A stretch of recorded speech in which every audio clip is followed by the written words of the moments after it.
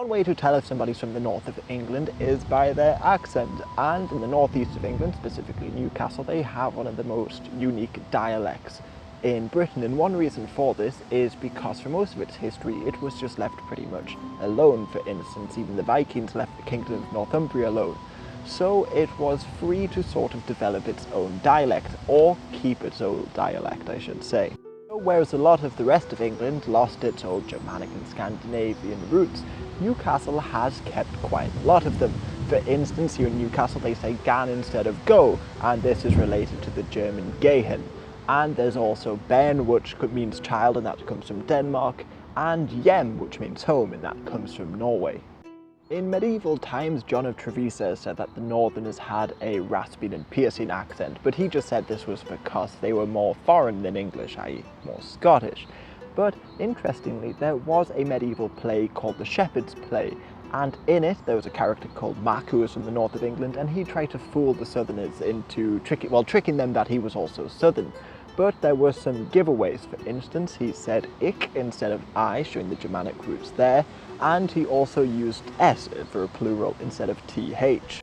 So if you read a lot of older texts like Chaucer, you'll find some words are still used in Newcastle. For instance, Chaucer says doon instead of down, and they still do in Newcastle. But England at this time was particularly fluid, and translators found it hard to define what English is. For instance, there was William Costin in the 15th century who didn't know whether to put down egg or Aaron. So people were still using a form of Old English in England, but he said Old English was too hard to translate and sounded more like Dutch.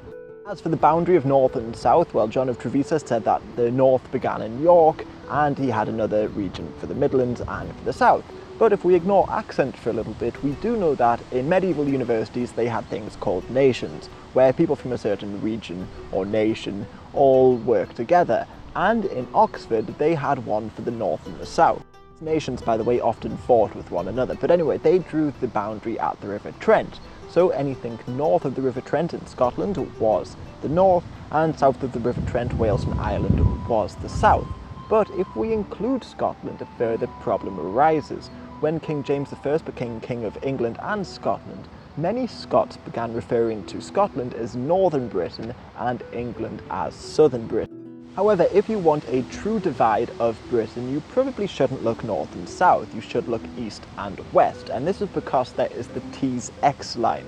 Now, this sort of divides the country diagonally between east and west, and everything east of this line is flatter, and everything west of this line is more mountainous.